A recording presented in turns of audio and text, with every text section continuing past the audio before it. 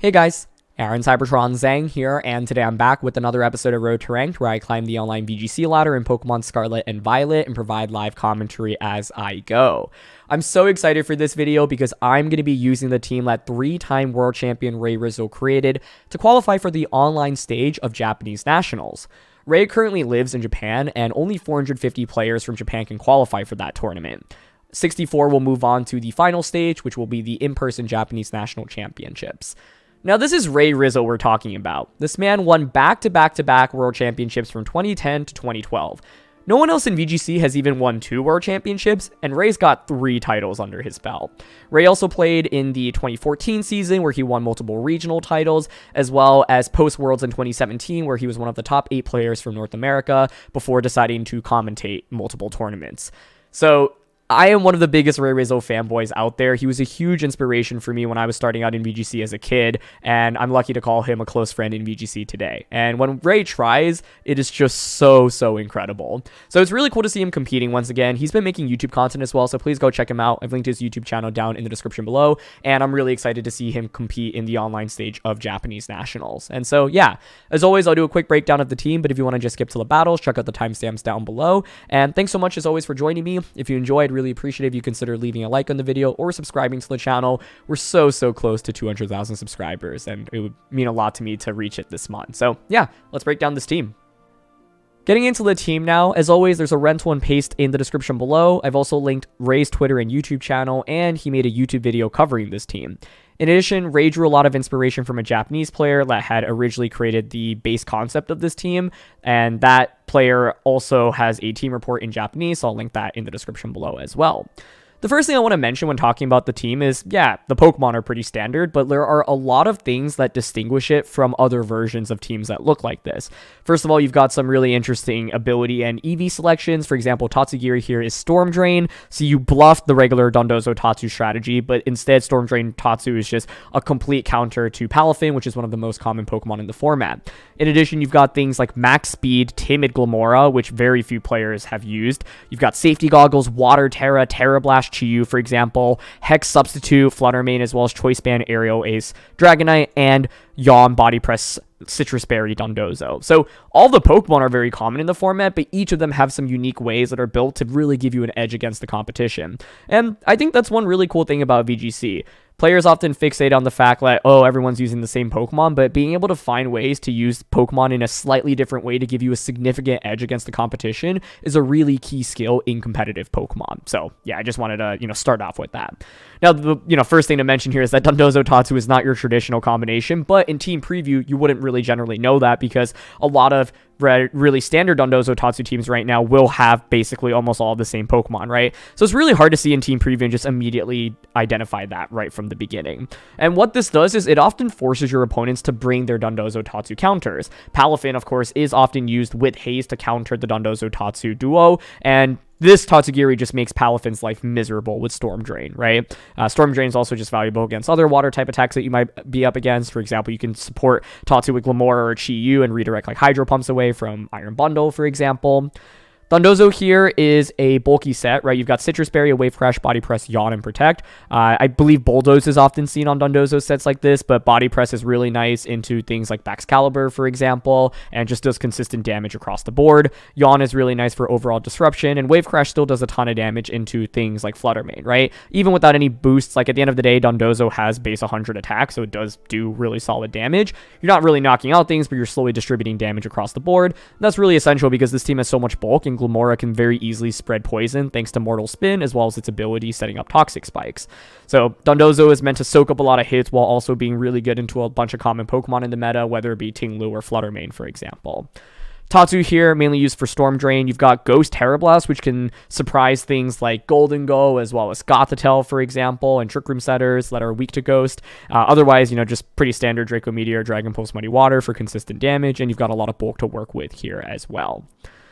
Glimmora is the next set to talk about here, and like I mentioned, this set is unique because it's max speed, and one thing that Ray had mentioned in his video is that there are a lot of teams that look like this right now, so how do you give yourself an edge to win in this mirror match, right?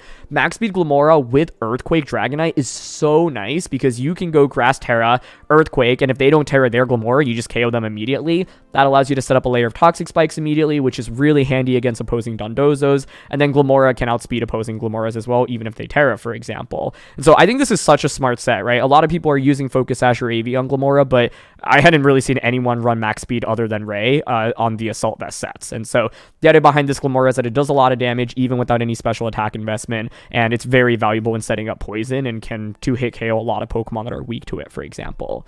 Dragonite pairs really nicely with it because of the Earthquake. You can go for Earthquake into Grass Terror or just Self-Extreme Speed to set up a layer of Toxic Spikes, and that can be really valuable, once again, because of how much bulk that you have with this team. One of the other synergies is that the Flutter main here has Hex, and so if you put it to sleep with Yawn or poison it, Flutter main can do a ton of damage as well. Another really smart call on this team, by the way, is max speed on the Flutter main. Flutter main's obviously everywhere in the metagame right now, but with booster energy and max speed, you will be outspeeding almost every Flutter main that you run into, other than opposing Flutter mains that are also booster max speed, but that's not very common. And in closed team sheet best of ones, just knowing that you can move before your opponent's Flutter, or at least have a ton of confidence, might not be 100% confidence, but a lot of confidence that you'll be able to outspeed is really, really nice. Substitute in particular is awesome on this set because it helps you stall out with Toxic and just like Poison in general, which is really nice. And it's also valuable when your opponents play a little bit passively and try to go for protects. Getting a sub up when they like double protect, for example, on turn 1 can be really, really valuable. One thing about the Dragonite, by the way, is that it's normal Tera with extreme speed, and you've actually got Aerial Ace. Now, Aerial Ace feels pretty weak because its base power is mediocre, but it's so good into things like Amoonguss, for example. In addition, it can still get a one-hit knockout onto Flutter main, which is really nice. And Ray mentioned that, he doesn't love always Terraing Dragonite, right? Like, Tera Blast is obviously really strong with Flying Tera, but Ray really likes Terraing a lot of the other Pokemon on this team, so Aerial Ace just is kind of consistent while not forcing your Tera out to get that super effective Flying type attack, for example. And so I think that's really nice. Multi-skill is really nice. It allows Dragonite to survive super effective attacks like Moonblast from Flutter main or Freeze Drive from the Iron Bundles, for example. Final Pokemon here is Chi-Yu. Safety Goggles, Chi-Yu is something that's popped up a lot because it's really valuable into the Palafin balance teams, right? With Safety Goggles, you wall Moonguss. Arcanine can't really do very much into you, and the Palafin, especially with Tatsugiri on this team, really can't hit you, but with Water Tera, it also can't hit you for much. Water Tera, Tera Blast, really good into Arcanine, and Flamethrower and Dark Pulse are just consistent. It's more consistent than like running Heat Wave or Overheat on this Chi-Yu because you can't actually miss any of your attacks. But Ray did mention that Chi-Yu feels a little bit hard to bring with this team, and that was definitely noted in my time playing with the team as well. So yeah, there are a ton of different leads that you can go with. One is Dragonite Glimmora. That's kind of one of my default leads. I think often I'd like to spread poison with Glimmora early and then go from there, but obviously there's a lot of anti-Glimmora, whether it be like Amoonguss to soak up Toxic Spikes, for example, Pokemon are flying types, steel types, like things that just don't get poisoned by Toxic Debris or Toxic Spikes specifically. So that's one thing that you'll want to watch out for. But against like bulkier teams that can't knock out Glimmora very quickly, this thing can just like really spread poison and then go from there. And then often I'll use like Dondozo to kind of stall the mid game and then try to use like Flutter main to like clean up the game often. Dragonite obviously is really handy to clean up games, but I often like leading with Glimmora because you have so many potential plays like self E-Speed into setting up Toxic Debris or Grass Tera EQ, for example, or just aerial acing on the opposing side. So yeah. Anyway, let's quickly highlight some weaknesses. So for weaknesses, I think a couple of things that I've noted is one, you don't really have speed control with this team, and so I've sometimes struggled against teams that are like really fast and just have a ton of offense, or Trick Room teams that set up Trick Room and then like they can just out damage me. And so that's one thing you have to keep in mind. You have to create some pretty good game plans to get around those, whether it be like figuring out how to stall out their speed control, for example. Dondozo with Yawn is really valuable in that, or how to just like outbulk them, for example. Another thing to consider is I think the Tera on this team is really crucial. Grass Tera is really good, right? But it does open yourself to more weaknesses. So if you can bait out an early Tera with this team, like Glimmora, Grass Tera, great, but then now it's weak to Flare Blitz from Arcanine and, for example, Champow's Ice Spinner. So those are things to watch out for. With the Dragonite Glimmora lead in particular, neither Pokemon can protect, and so that leaves you pretty exposed. Nothing on this team actually resists Ghost, and so that can be pretty scary. I think I've had some games where maybe I just like lose a couple of resources early on, and then late game Flutter main in particular can be really scary.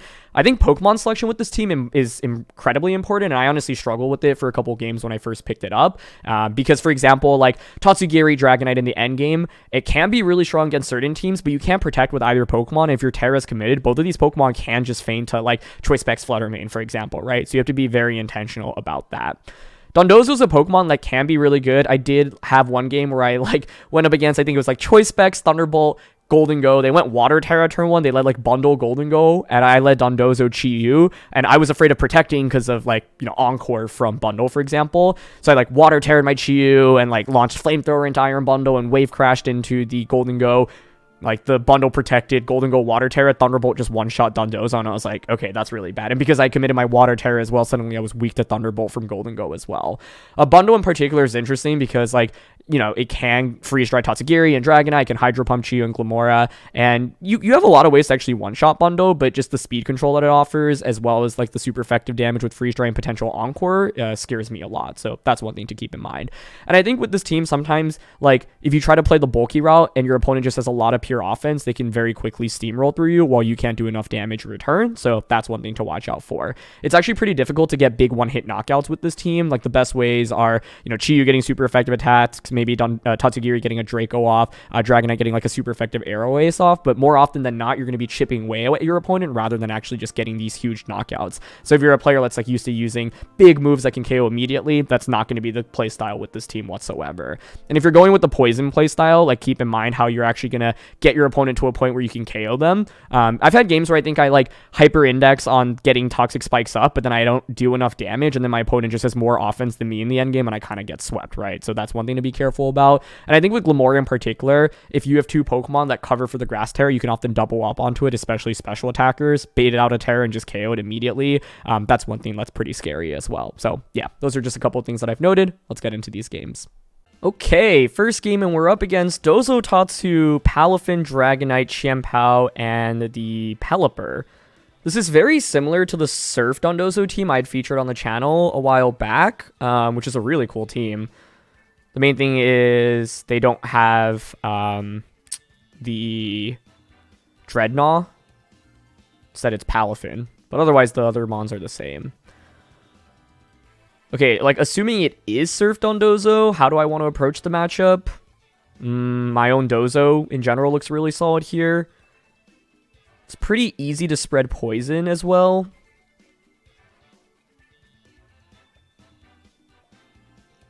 I'm thinking about Dragonite Glimmora lead. Oh, Specs Tatsu actually is so good given the waters types here, right? And like, they're probably going to bring Xianpao for Haze, but yeah, I think this is where Specs Tatsu can be really sick. Chi-Yu's definitely not coming out in this matchup. I think the question is whether or not I want Flutter, because like, they don't have any fairy resistances, right?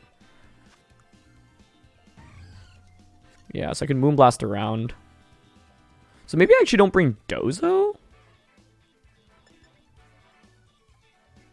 Dozo's such a tank here, though.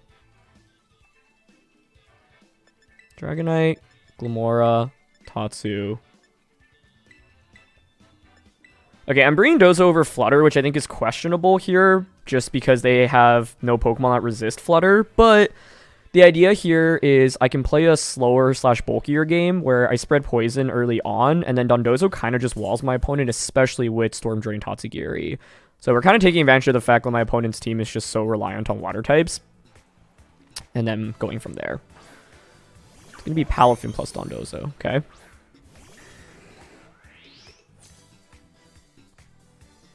I could see them switching out. I'm pretty happy to just go out into Tatsu immediately, Tera, and then Mortal Spin on turn 1. Yeah. Palafin switches. I wouldn't be surprised if Tatsu just comes out immediately from their end. It can be Pelipper. That's fine. I guess the one awkward thing now is that I am going for a Tera here, so Hurricane will be super effective, but that's fine. I get what they're going for, right? They're clearly trying to set up the rain first and then go from there, but I, like, if it's, you know, their Tatsugiri is their last one, my Tatsugiri should wall them super, super well. Here's Tera from Glimmora. I wouldn't be surprised if, like, Dondozo protects on turn 1, but that would be fine with me. I can just start launching Draco Meteors next turn. Yep, that's fine.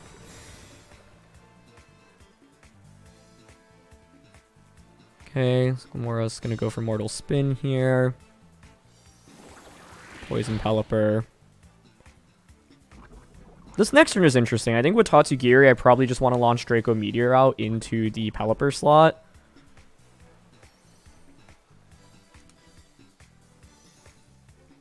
Draco into you. With Glimmora, the question is interesting, because if this is like the offensive Life Orb Dondozo, I could just Energy Ball you instead, honestly. Also, Dondozo did just protect, so like maybe it's actually fine to just Draco plus Energy Ball into it right now. I'm actually not against that. Like, Pelipper can Tailwind, sure, but I don't think that's really that crucial, and part of the downside for my opponent... Okay, good switch. Yeah, I think this is the right way to play it from their end. Maybe Palafin coming back out. Oh. They bring out Tatsu. Okay. And they're going to Tera the Pelipper.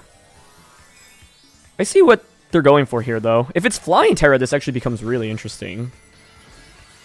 Oh, it's water. Okay, if you're not Focus Sash on Tatsu... Actually, wait, no, because, yeah, Glimmora will attack first here. And I don't think Energy Ball is going to KO Tatsu. But that's fine. They Hurricane into my Tatsu. They're faster with Pelipper, but it does less than half. Confusion is definitely a little scary here. Okay. Nice. Alright, well now you can't fuse. Hurricane is doing less than half, and my Glimmora outspeeds your Pelipper, so I can just Energy Ball the Pelipper. So, I mean, Glimmora kind of just clears this game, no? Especially because all your water-type attacks are just kind of useless thanks to Tatsugiri. So it's like they could go for Wave Crash, but yeah, Storm Drain Tatsu is amazing here, right? You should just wall Palafin unless you have, I don't know, a random punch attack that's not water. Like, I'm happy to just Draco into Palafin here and then just Energy Ball into Pelipper. This is where Storm Drain Tatsugiri is absolutely amazing. Pelipper protects. I mean, they're probably going to try to Wave Crash, but it's just going to boost Tatsugiri. Sub-Palafin. Okay, that's cool. It won't do anything for my opponent, though. Because essentially, the Tatsugiri here completely walls Palafin at this point, right? You can't Wave Crash or Jet Punch. I don't even care if I get hit by Confusion, honestly. I'm just going to keep launching Energy Ball into the Pelipper slot. Like, Wave Crash actually does really significant damage in Rain with Mystic Water, even with us resisting it on Glimmora. So this is where having Storm Drain is honestly such a big deal. So, like, even though Tatsugiri is not really doing that much damage right now, that's fine. I don't need it to. So I'm just going to Draco again into Palafin. And Energy Ball into Pelipper. And they're going to find out the hard way that I am Storm Drain here. Palafin protects. That's fine. Pelipper goes for the double. Huh. That's interesting. I'm not really sure what going for a double would accomplish there, because, like, you kind of just burn your protects, but Pelipper now faints. And, yeah, I think in this matchup, if, like, they had Dragonite or Chien-Pao, this game becomes significantly scarier, but they went with all 4 water types in this game, right, which makes Tatsugiri's life so much easier. We're lucky that we haven't hit ourselves in Confusion. Not that it matters in terms of damage, but mainly taking Recoil on Tatsugiri. Okay, Dondozo comes back out. Let's see, I've got my Dozo and Dragonite in the back. Palafin just protected, so just Draco into that slot and Energy Ball into that slot. Yeah, Dozo goes for protect. Fine. Are they trying to Wave Crash here? Alright, they keep substituting. Don't really know what the long-term game plan is here. Like, you're only stalling out your own Rain at this point, and you're utilizing protects. Like, now I can double up onto Dondozo next turn, right? And if you're unaware Dondozo, these special attack drops on the Tatsugiri don't really matter. So, yeah. We do snap out of Confusion. Shouldn't really do that much damage. We actually miss, but that's fine. Like, the reality is they just can't hit me at all because of Storm Drain Tatsu. So, I'm going to double up on the Dozo now. Yep, and Palafin protects. Like, it's, you know, really... They're making it easier for me to play, essentially, because they keep protecting, like, one slot, and so I can just target the other. But it's, like, in this game, I can just play really safely, quite frankly, because I know I have this Storm Drain. And Energy Ball just one-shots the Dondozo with a critical hit. But I doubled onto it with Draco anyway, and, you know, Dozo can't go for a Water-type attack. The only thing that could be scary there is if you have Order Up into the Tatsugiri specifically, but then even afterwards, I just get, like, Choice Band Dragonite out, right? And, like, my opponent stalled out a lot of turns of their own Rain as well, so, like, there would be 2 turns left to get stalled out. So, yep. Draco into you, Energy Ball into you. In the end, we didn't get to see Storm Drain actually activate, but yeah, Storm Drain Tatsu, one of the main appeals of it is that it completely walls Palafin, and Palafin, of course, is one of the most common Pokemon in the format. So my opponent's team here was very rain-centric and water-type attack-centric, obviously. And yeah, the combination of Grass AV Glimmora plus Tatsu was just so strong with Storm Drain. But like I mentioned, if my opponent had Shampoo Dragonite instead, the game definitely would have played out in a different way, right? But as soon as I saw the Dondozo plus the Palafin lead, I felt like, okay, they're clearly going with the rain mode. And one of the other things is, yeah, like if you see this team in team preview, don't know about it, you normally assume Dondozo Tatsu is like the standard Dondozo, right? So you feel forced to bring Palafin just for haze, and that's one thing that it makes this team really strong, right? Like you bluff the regular Dondozo Tatsugiri combination, and then you end up making the like Palafin completely useless. And so it's a really cool way to kind of go up against the standard meta Pokemon and just completely invalidate them. Okay, we have a near mirror match here, but I think this is where the team can shine because it has a lot of things that are kind of optimized for the mirror. The first one being Dragonite plus Glimmora, right? I can Earthquake into opposing Glimmoras. We have max speed Glimmora, which is very handy in the mirror. The question is what I want to do to support that. Bundle in general is really scary to go up against, especially because it can freeze dry. So ideally, we try to KO that as quickly as possible. I don't think Chiyu's that great. In my opinion, the best two are Dondozo plus Flutter in the back.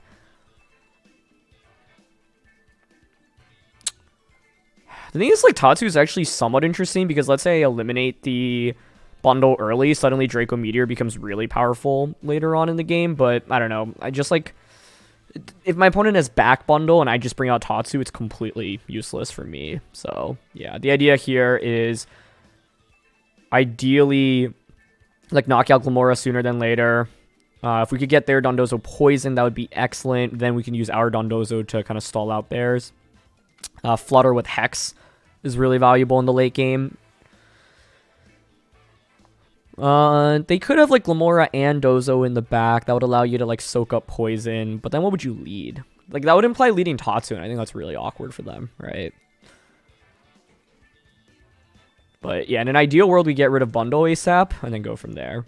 But I think I have to respect leads like Bundle plus Flutter, for example. If they do that, I'll probably Grass Tera Glimmora, Energy Ball immediately into Bundle. Maybe even consider switching Dragonite out. So, let's see. We should have a pretty significant advantage here, but the bundle is what scares me the most. Let's bundle Chiyu. Okay. The one scary thing here is they could double up on a Chiyu with, like, Flamethrower plus Hydro Pump. Booster.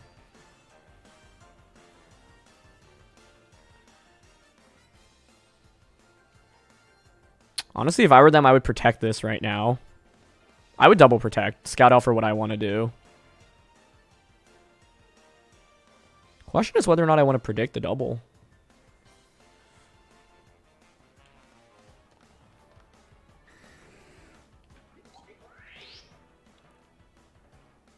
I honestly think it's fairly likely here.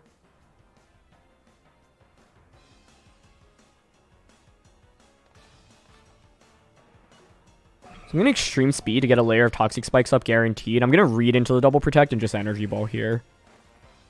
Neither Pokemon protect. Okay. So Grass, Tera, EQ plus Energy Ball would have been very sick here. But let's see how this plays out. Alright, they go for Icy Wind. That's fine. Because this means Glimmora should survive the turn. And if Glimmora knocks out Bundle, I think that's a very good trade for me personally. They're going to go for Dark Pulse. Nice. And no flinch. That's huge. Beautiful. Okay. Really good turn one then, all things considered. Although if I went Grass Tera and just EQ plus Energy Ball, it would have depended on whether or not Chiyu was Focus Sash there, but this is the best part, right? Like, Dondozo now has to eat up the poison, which is what I was looking for, so that's really solid.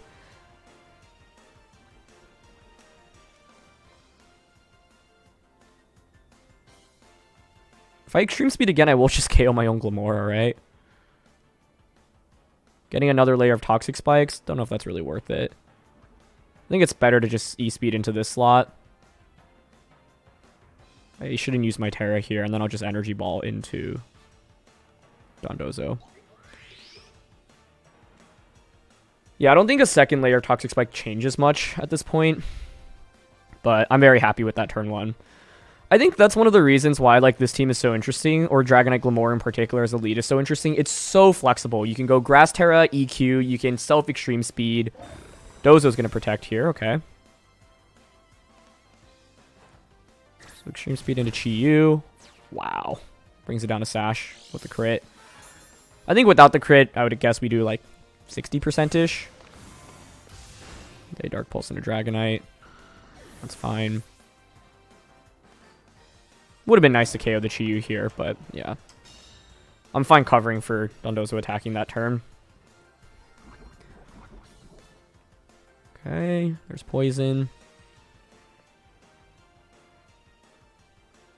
I lean towards bringing out Flutter main right now.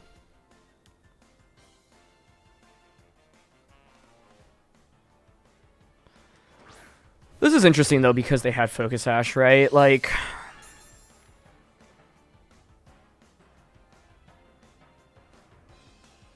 pretty easy for them. Like, do you attack with both Mons? I do have Hex here, so I could Hex this, but this could just, like, Wave Crash and that switch into Tatsu, right?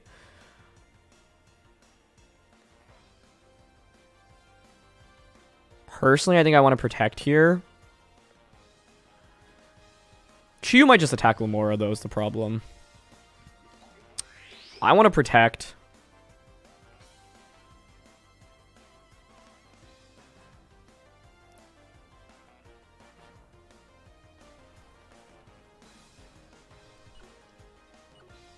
An Energy Ball into Dozo. Okay, nice. They make the switch.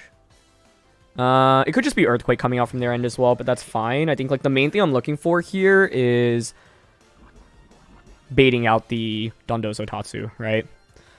One thing that's really important to note is like Dozo in the end game for me here. Now, in an ideal world, they just Wave Crash into Flutter. And this is where Substitute is huge, right? Because let's say they Wave Crash into Flutter. I can just sub. I'm curious if they Tera this turn, and you would think they would commit to it, but let's find out. Yeah. But I honestly think my Unaware Dondozo at this point can like 1v3 their team potentially. Oh, okay. If they're going for Ground Tera, then it should just be Earthquake. But the thing about Ground Tera is now you are weak to Wave Crash from my Dondozo. So I honestly do not mind that. Because if you KO Glimmora, I just bring out Dozo and I sub Wave Crash into you. Yeah, that's totally fine.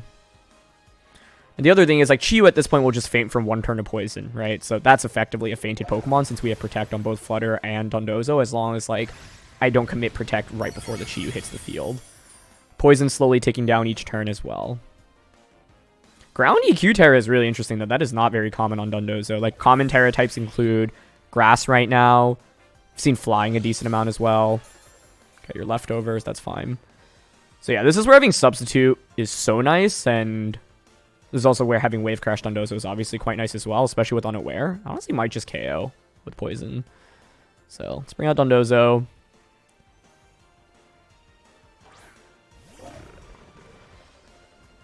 Gonna sub here. Wave Crash into you. Don't think they can really cover for this. Yeah.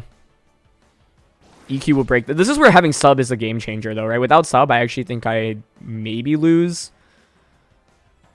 The question is whether or not my Dondozo actually could 1v3.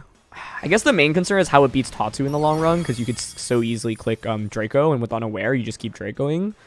But that's exactly why you have that tech on this team, right? So now I get Wave Crash. Unaware is so good here, right? Oh my gosh. That's so much damage. Beautiful. I think double protecting here is fine. Like, I don't have to worry about rest given that you're Leftovers. Double protect. Tatsu takes more poison damage. I still haven't even Terra'd yet, I just realized. Double protect. Then I Hex to KO the Dondozo. Body press into Tatsu. And then double protect again. The poison damage, like, that's why I went for the extreme speed on turn 1 onto myself, right? I really prioritized getting Toxic Spikes up in this game because it's so good in the matchup into opposing Dondozo. I honestly think I could have played this endgame out in a variety of different ways. I think like protecting there and just wave crashing to Dondozo is also acceptable. Tatsu gets ejected out, and then I can just Moonblast. But yeah, I think any amount of sequencing works here. Okay. Excellent. So now I'm going to click Hex into you. Body Press into you. That KOs Dondozo. Excellent. I'm curious if Body Press plus Poison KOs, but like the reality is Flutter just wins this game anyway. Chiyu's going to come out. I just double protect. Both Pokemon continue to take more poison. Can't really heal up with either. So, honestly, I think turn 1 in itself was a huge decider in this game. I did get a critical hit onto Chiyu, but I don't think Chiyu was beating, like, Speed Flutter here anyway, right? Like, Flutter was just so good in this matchup, and them being Ground Terror honestly helped me so much because I have this unaware Dondozo. So, yep, just double protect here. Chiyu faints. You have one more turn with the Flutter, or sorry, with the Tatsu, and then we would win from there. But, yeah, I didn't even need to commit the Tera in this one. Turn 1 was just the scariest turn because they could have gone for like Hydro plus Flamethrower onto the Glimmora. The fact that they didn't get a knockout onto either slot was like the best case scenario. So this could have played out very differently. EQ Energy Ball also could have worked, but then they get Dondozo in for free and then we go from there. So, but yeah, I think like this turn 1 shows like some of the interesting plays you can make with this combination, right? Because like guaranteeing Toxic spikes up is so valuable. What could have been scary is if my opponent had Glimmora in the back, but if you have Glimmora in the back, that means you don't have both Dondozo and Tatsu, right? So I figured the odds of that were relatively slim in that position. So, yeah. Ooh, Earthworm. I've been meaning to use Earthworm on the channel for a while now because it really popped up during EUIC. Thanks to David Kotesh, who's just one of the most creative team builders and one of the best players from Europe. So the idea is that like you can use Bulldoze with Gyarados next to Earthworm. You know, you can Shed Tail. Shed Tail in itself is really scary. They do have a Moongus, so spreading poison with Glimmora is more difficult in this match. And I can't Earthquake Earthworm nor poison it, which is deeply concerning. I can Body Press Earthworm. I do think Dondozo is actually really critical in this matchup, but ugh, this is scary. There's so much bulk to break through from their end. Water Chiyu feels really good here. Choice Band Aerial Ace is honestly very compelling as well. I'm not sure I love Glimmora in this one.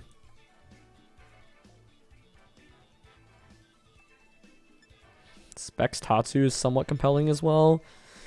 I'm thinking Dragonite, Chiyu, Dozo, Tatsu. But I could see a world in which I bring Flutter over Tatsu.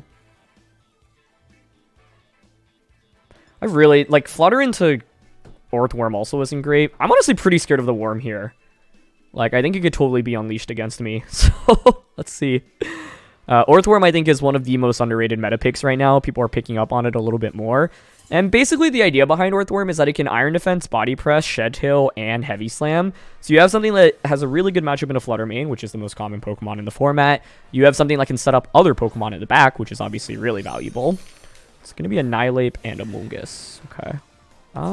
This is really interesting because I have Choice Band Aerial Ace into either Mon here. Personally, I expect this to Tera defensively.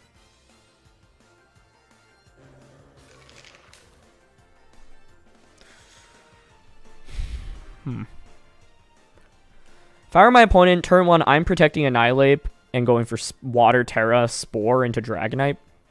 But I guess I don't know my items. You might respect Lumberry, for example.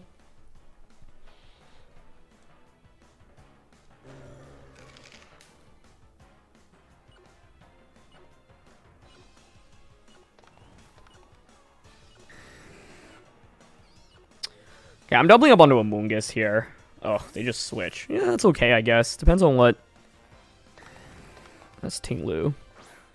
Yeah, that's a good play. Does the Nihilape protect here, though, is the question? I mean, it's not too bad regardless. I'm hoping Nihilape protects, because you'd have to respect Tera Blast from... I think if Nihilape doesn't protect, I think it has to Tera. It's one of the two, in my opinion. I went for Water Tera here, by the way, so I don't just feint to a random like Drain Punch or Close Combat in the off chance their Annihilate has it. That's a fast Annihilate, okay. I mean, it's not that surprising. Unfortunately, I reveal my Banded Aerial Ace tech here.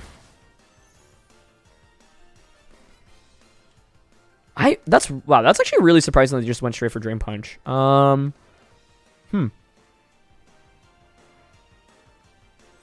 I think I'm okay going for Aerial Ace here into a Protect. Yeah, because I felt like that play really risked Terra Blast, but okay, they're not going for Protect with Annihilate. Let's bulk up, that makes sense. Bulk up and then probably Runation into Dragonite. Holy moly, that's still so much damage. That's Rock Slide. Okay, that's also fine. Better than Runation, honestly.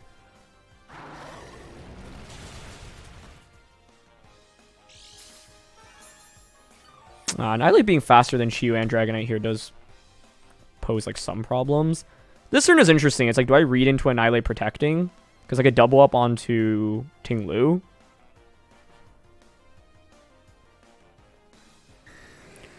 I actually think the best play is Aerial Ace into Annihilate and then switch this out into Dondozo. I think one, conserving Chiyu for a late game Amoonguss is really valuable, and two, like I actually don't want to KO Ting-Lu because I don't want to give them a free switch in into Amoonguss. Alright, they just Rage Fist. That doesn't KO me, does it? Okay, that was dangerously close. But we get the knockout. I'll take that trade.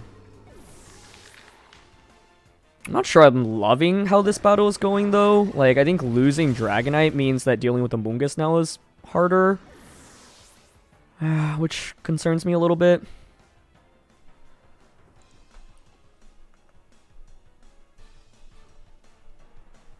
Bring out Chiyu first here. They bring out Amoonguss.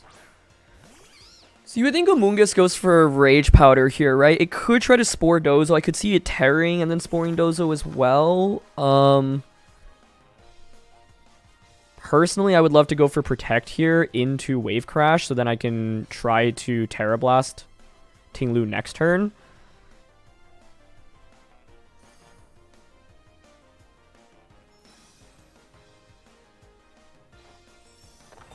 Okay, no Terra from their end. Rage Powder? Whoa, what?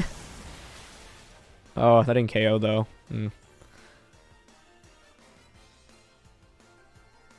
I mean, I'll take the turn though, unless they're Pollen Puffing Ting-Lu, which I could see being the case. Okay, that works for me. Because the safety goggles on the Chiyu, I get the free knockout now into Ting-Lu, which is amazing. I think Flamethrowing Ting-Lu here is best. It covers for an Earthworm switch in. So we just Flamethrower here and burn a turn of sleep with Dondozo. They do switch. Is it the worm? I don't recognize that name. I am sorry, Earthworm. But today, you faint. Goodbye. Guys, I actually literally have gummy worms here. And I'm about to show you what I just did to that Earthworm. This is a worm.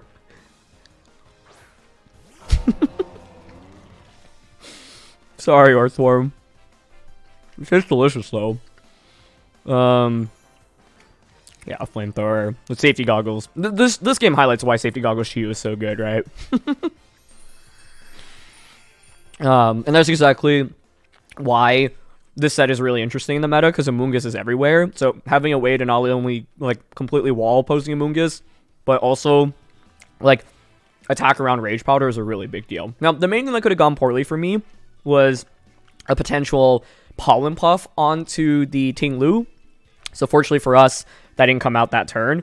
I thought it was... The lack of a Tera was just really surprising to me in general. I thought they were pretty well positioned to go for a Tera with either Mon there. But yeah, back Earthworm is also really interesting. Like, I do think, like, if I brought Flutter, for example, it would have been a little bit more... Like, the idea of bringing Choice Specs Tatsu in that endgame is at least I can spam, like, Specs Muddy Water, which I think is pretty handy. But, yeah, Chiyu was kind of the carry of that one. So I'm really glad to kind of highlight all the different components with this team, because there's just so many key strengths to it. And, yeah, we featured a lot of the different parts of it so far, which makes me really happy. Okay, Armourouge Indeedee, I've not seen you in a while. Hello, my old friends, or enemies. Gyarados, Hands, Chiyu, Flutter. So, no way to really stop poison, like no poison Pokemon. I'd be very surprised if they had a poison Tera as well. Part of the question, though, is like, how easily can I spread poison with Glimmora? Tatsu.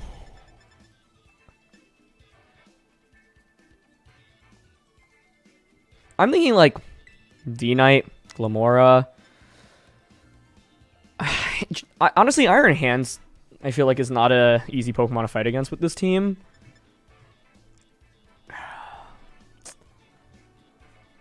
Yeah, like in one of the practice games I played against, I lost against like Iron Hands, Farigiraf, Trick Room. They could easily go Hands plus Armourouge right now. I almost wonder if I should be leading Dondozo then for Yawn pressure.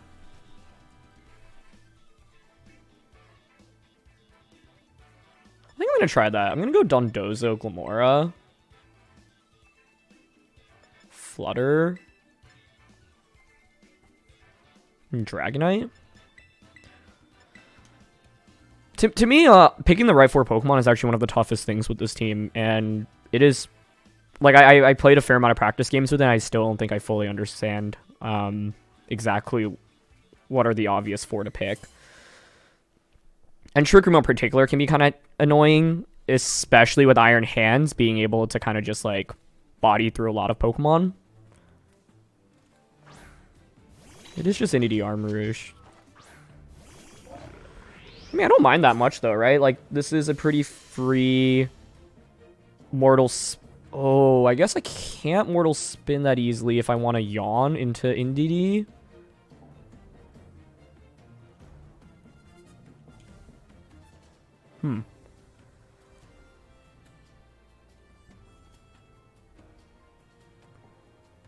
Basically, I'm thinking like I Yawn this turn, you know, Power Gem Yawn this turn, and then Mortal Spin next turn when Indeedee switches out. Wow. Okay. That is not how I expected this to start. They just Psychic. Huh.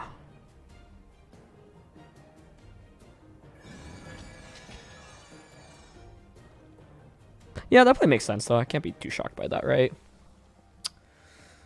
What's interesting now is, like, you feel like Indeedee's kind of forced to switch, right? And Dozo should outspeed Armourouge. Basically, the interesting debate here is, do I consider Grass Terroring to not feint to a Psychic should they actually stay in with Indeedee? Because I could punish them so heavily.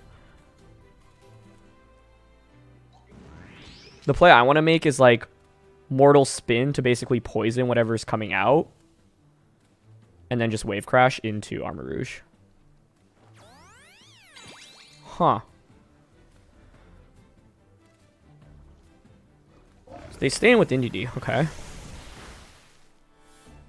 This has not really gone how I've wanted it to, honestly. Yeah, Dragonite Glimmora honestly would have just been so much stronger for me as a lead here.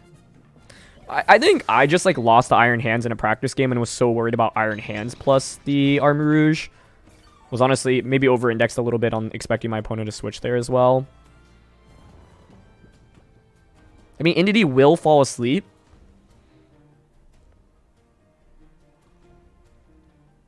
So I do get, like, Dragonite out. I think I get swept by Iron Hands, though, is the problem now.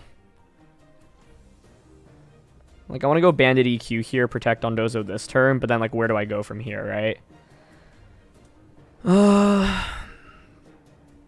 Basically, if I let Dragonite plus Glimmora, I can just go Grass Terra turn 1, EQ, do a ton of damage with Choice Band Earthquake, spread Poison, and go for, like, Power Gem as well.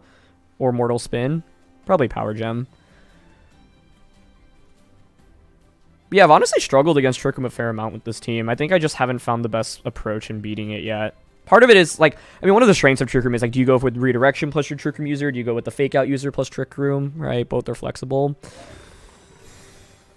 Those are protects. I was like, it would have been a very pleasant surprise for Armrouge to for some reason outspeed Dragonite here. Or, I guess, underspeed under Trick Room. Here's CB Earthquake. I guess I wouldn't say the game's, like, absolutely over yet. Especially with Yawn pressure from Dozo. Like, let's say they bring out hands. I can go Grass Tera, Dozo, Yawn into the hand slot. And if, like, they try to target Dozo, EQ KOs Inity, then hands has to take the guaranteed sleep. But I definitely am playing a from behind right now. The first couple of turns just didn't really go the way I expected it to. Like, I feel like I just got outplayed, honestly.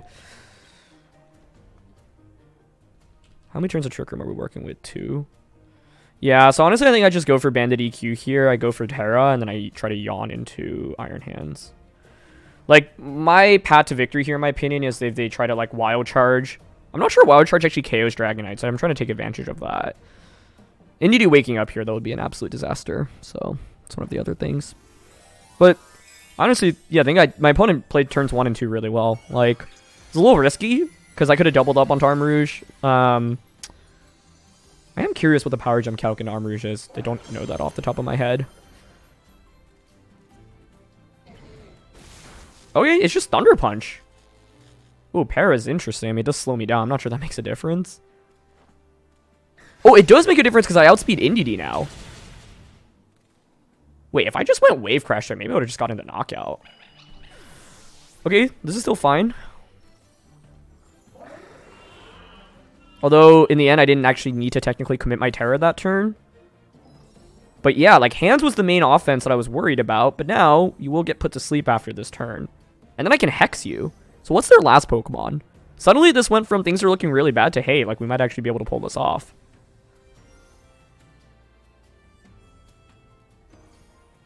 Do not know what their last one is, though. Should be a little bit speedier than the rest of their team. I do think Yawn is the right approach against these Trick Room teams because, like, being able to just shut down one slot is really crucial. A lot of, you know, Trick Room strength is using both Pokemon to very quickly sweep through, but because this team has a lot of bulk, if you, like, stop one of the Pokemon from attacking, it slows down the pace of the battle significantly. So let's see what their last one is. Hands will fall asleep after this. It's Gyarados. Okay. If it's Grass Tera Gyarados, this is still pretty scary. I think I protect Dondozo here. Let hands fall asleep. Ah, this is actually... I'm getting, like, you would think it's support Gyarados. But if it's, like, Dragon Dance Flying Tera, I'm in trouble. But, like, I think the play I want to go for is just Earthquake here and then protect this turn with Dozo. And then Yawn into Gyarados. In an ideal world, I protect Dozo, they KO Dragonite, I bring out Flutter, hands falls asleep, I Hex to KO the hands, Gyarados falls asleep afterwards, and then Hex Gyarados. That's kind of the game plan I have in my head. Because the problem is my Dondozo is not beating their Gyarados anytime soon. It is going to be a Tera here, so you would think hands? Or sorry, Gyarados? Yeah. Oh gosh, it is actually flying. That makes me think they have Tera Blast, which I would say is not ideal for me or my Gyarados. May have been correct to click Yawn there then.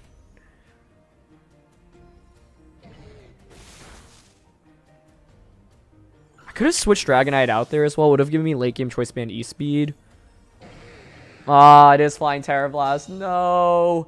Basically, if I click Yawn there, then, like, Gyarados KOs the Dondozo.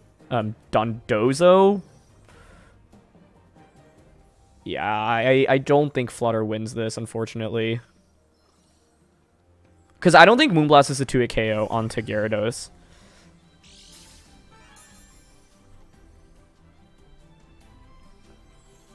Okay.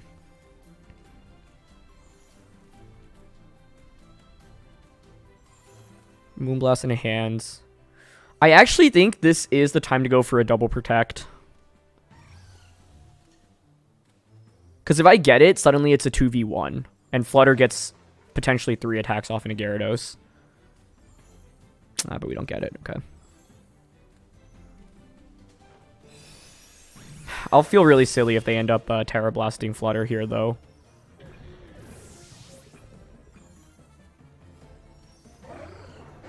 Let's see. Yeah, they did it. So that was the right play. Cool. I think I need a Moonblast crit to win at this point. If I actually just didn't Tera the Dondozo, I would have been better off in this game. But I Tera'd that turn expecting them to try to KO Dondozo instead. I do think it was correct to actually just have gone for the Yawn, but I don't know. There's a world in which they close combat Dondozo. Dondozo feints, EQ KOs them, Tera Blast KOs Dragonite, and we're in the same position there, right? Plus, we didn't know what Gyarados said it would be. So, yeah, I'll just Moonblast. I don't know. Maybe it's offensive and doesn't have any bulk. Oh, it's so close. But I don't even know if I survived Tera Blast here. Yeah. Oh, okay. Given that, then I couldn't have won the game if Tera Blast was going to one-shot me. Well, most Gyaradoses these days are support-oriented. It's like Waterfall, Thunder Wave, Taunt. But them being Flying Tera Blast was like the worst-case set to run into here. Chi wouldn't have really saved me either. I just needed to have more resources to get to the end game, and I got outplayed in the early game, I would say. But yeah, honestly, like, Flying Tera is super solid against us, especially because there's so many Grass Terras on this team. And yeah, the fact that like Moonblast isn't even a 2-hit knockout on a Gyarados makes things trickier as well. So that being said, I had the tools to win that one if they weren't Lumberry on Gyarados, right? If I just click Yawn on that turn of Trick Room, then I protect with Flutter, Gyarados falls asleep, Moonblast to KO hands, Gyarados takes 1 turn of sleep. I'm not sure Hex is getting the knockout, so then I would still need Gyarados to at least take 2 or 3 turns of sleep, but it at least gives me a shot at winning. But yeah, like I said, I guess though, like, if they just close combat into me, if they close combat EQ, I'm in the same position anyway, so I actually think it's always correct to just Yawn the Gyarados there, because I'm not winning by protecting the Dondozo slot there anyway, right? Like, if they close combat me, I lose the game immediately, but, like, my path to victory is putting Gyarados to sleep. I guess the thing, though, is, like, I was expecting support Gyarados, so I was like, I don't hate protecting here, but given that they had held on to their Tera the entire time, like, it felt like maybe they were playing towards this Tera Blast Gyarados game plan. So, yeah, nicely executed by my opponent. If I were to play that differently, I would consider just going Dragonite Glimmora instead. But, yeah, I do think, like, Trick Room is still a matchup that I'm trying to figure out myself. And Flying Tera Gyarados in particular, with that amount of attack investment, is really scary. And my opponent did such a good job conserving it all the way until the end. All right, let's play one last match. We are up against Snow plus Bronzong. Okay. I don't have weather to control on my end. Poison's okay here. Obviously, I have to respect the Bronzong. I have to respect just Bundle and Abomasnow lead.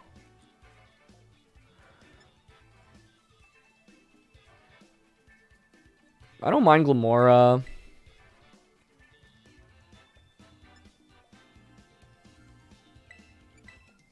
Tatsu. Good Ghost Tera. We do have Ghost Tera Tera Blast for Bronzong? Is that crazy? I think I need to bring Dozo.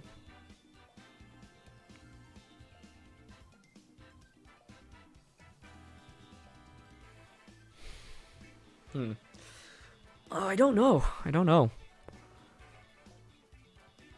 Glimmora to spread early poison.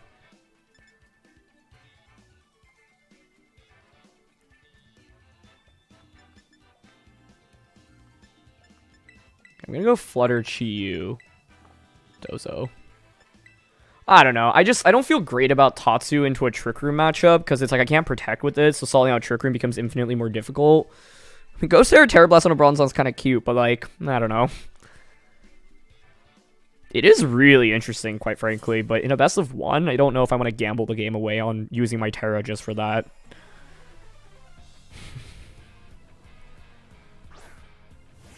Okay, and they lead Bundle Obama.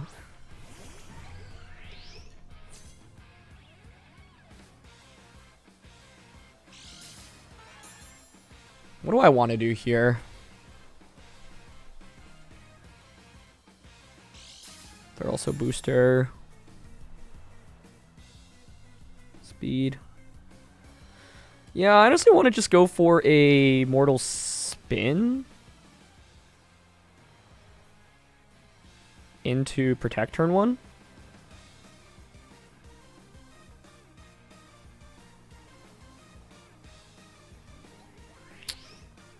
I'm thinking about going for a Tera with Glimmora here, but it makes me weak to Blizzard, which is my concern.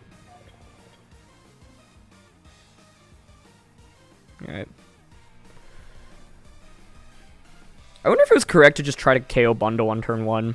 That may have been better.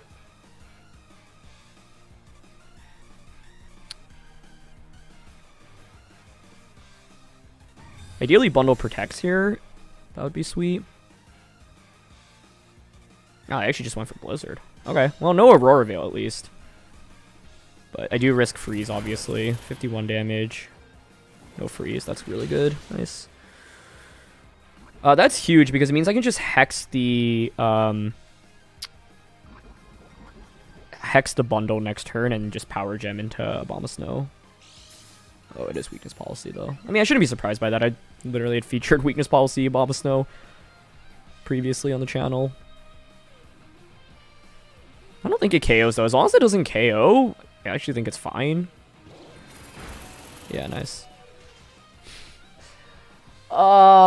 That's why this duo is so good. Dang. Man, that's a huge freeze, honestly. The question is whether or not I want to, like...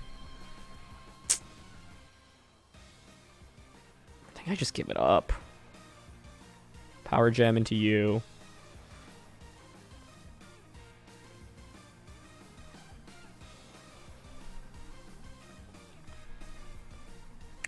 You and a Dondozo in the back. I honestly want to try to KO the Abomasnow here. I'm just not sure Hex even KOs, but like it would make sense for them to protect this, right?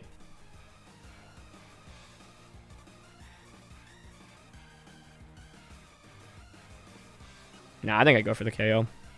Because if you knock out Glimmora and you protect, it's fine. Okay, they don't protect. Good. So Hex gets the KO. A Wake Up here, or sorry, a Thaw would be huge. Dang. That's a huge freeze. Okay, Flutter at least doesn't get KO'd.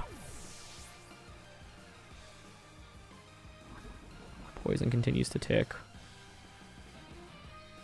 Tinglu, Bronzong. I don't hate bringing Dondozo out here, because I could go for like a Protect into a Yawn on whenever it's coming in. Oh, that's not a good Pokemon to see. How do I beat that? They're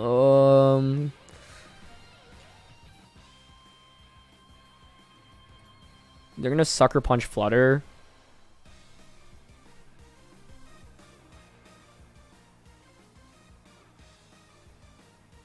Do I Tera this? I mean, Weakness Policy is irrelevant because of Unaware.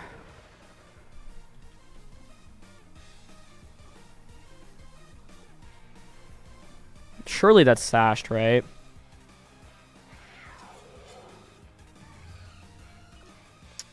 Yeah, I want to Body Press Protect.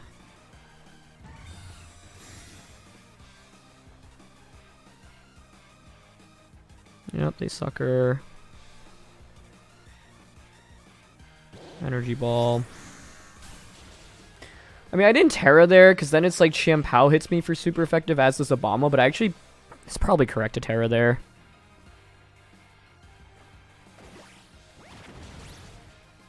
Body Press does a good amount, but... Oh, it wasn't... Okay, it's the Citrus variant.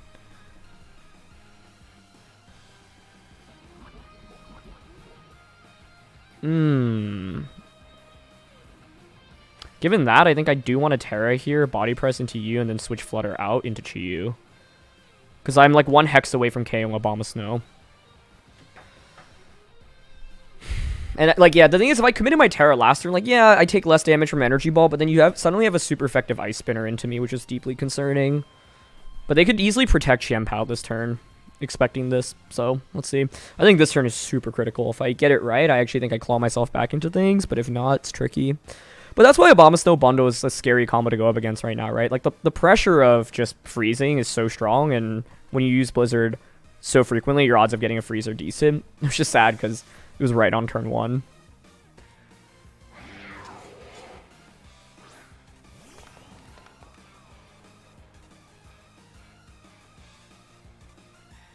If they end up going for Sucker Punch plus Energy Ball here, we actually have a decent shot. Especially if their last one is Ting Lu. Because I could Yawn into it. Ah, they had Ice Shard. Oh, that works though. Yeah, that totally works. Cool. Nice. Abomasnow is slowly ticking down as well. They never set up Aurora Veil, which is really good for me. That's Ting Lu. Okay, I'm very happy to see that, personally. Especially because Dozo is an incredible matchup into it. So I think this turn I want to just double protect.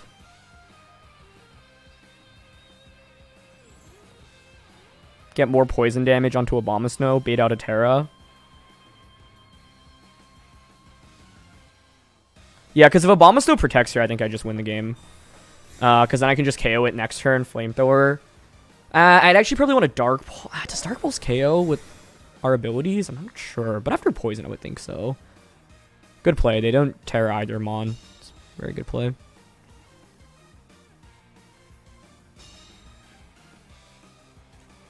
But yeah, this is where Grass Ting Lu I think is so good.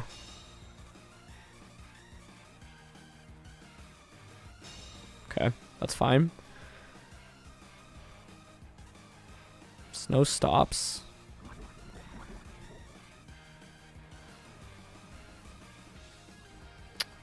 So I think here I'm going to click Yawn and then Dark Pulse into Abomasnow. So I'm clicking Dark Pulse because what I don't want to happen is they go for like the Water Tera with Abomasnow and then survive the turn and get an attack off. I do need a KO Abomasnow because otherwise it gets a free Energy Ball off into... Sorry, Ice Shard off into me, and that's really bad. But basically the ideal endgame is putting the Ting Lu to sleep. We might even force a Tera out of it, right? Because if you Tera, then Hex actually will be able to deal more damage very likely if it's not something that resists Ghost. Okay, they Ice Shard in a Dozo, but that's completely fine. No Tera either. So, okay. Obama faints. We get Yawn off into Dondozo, or from Dondozo. And they just rock. I'm not even sure that KO's Chi-Yu. I spoke too soon. That did a lot. That honestly felt like Choice Band damage. Like, I'm like 90% sure it's Choice Band. Which makes sense, right? Like, the Choice Band Ting Lu, Bronzong, Weakness Policy, Obama comp is really strong. So I think here I just double protect.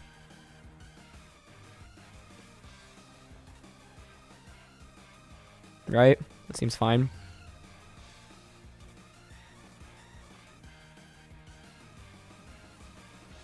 Yeah. And they're going to Tera now. Cool. Okay. Into ground. So Wave Crash is still super effective. And now Hex does more damage as well post-sleep. If they're Lumberry, though, I am screwed. But Lum Ting Lu, and the fact Rockslide did so much on both Mons, I'm like fairly sure it's Choice Banded here. Yeah, okay, if you're clicking Rockslide, I mean, you would click EQ there if you weren't banded.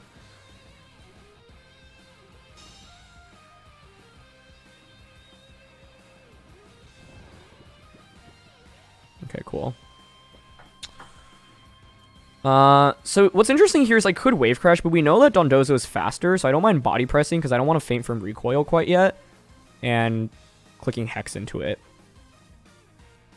So let's, if Hex and body press, you know, does like, oh, Okay, well, we crit there, so that just immediately seals things up. But the idea is that, like, Hex Body Press this turn into Hex Wave Crash next turn, right? I could have gone for, like, sub on Flutter as well, but I figured we had enough damage output here in this endgame. So, yeah, this is one of the reasons why Hex is such an interesting option. I wish we didn't crit there, because I wanted to showcase how I think I had a guaranteed win anyway. Like, the idea was Hex Body Press into Hex Wave Crash. I just, like, wanted to make sure Dondozo got 2 attacks off in that endgame, because I wasn't sure if, like, Wave Crash had fame from recoil, and I knew we were faster with Dondozo in that position anyway. But, yeah, obviously the crit accelerated things. But, you know, as long as we're doing, like, 40%-ish with that combo, which looks like we would have done, then another Hex into Wave Crash definitely would have sealed it up for us. So, yeah, that game was definitely scary, but we pulled off a pretty nice comeback, which I'm happy about despite the early freeze onto Glimmora. So, yeah. That was a really fun set of games, so thank you so much as always for joining me. Thank you, of course, to the GOAT, Rizzo, and congratulations to him for qualifying for the next stage of the Japanese National Championship qualifiers. I'm really excited to see Ray compete in that, and I'm really hoping he makes it to Japanese Nationals, the in-person tournament. But yeah, it was a blast to try out this team, and honestly, I'm really happy with this episode because I feel like I got to feature so many of the different unique sets, right? Like, Glimmora was really essential, Dragonite with that extreme speed into Glimmora was really essential, Dondozo was so good in this game, Tatsu was essential in walling our very first opponent. Chiyu was really good in that game where they had the Amoonguss and tried to spore us, and so I feel like a lot of the techs on this team really came out, which I'm happy about. And then of course Hexa Flutter main as well. So thanks for joining me. Leave a like and subscribe if you enjoy, and I'll see you all next time. All right, peace.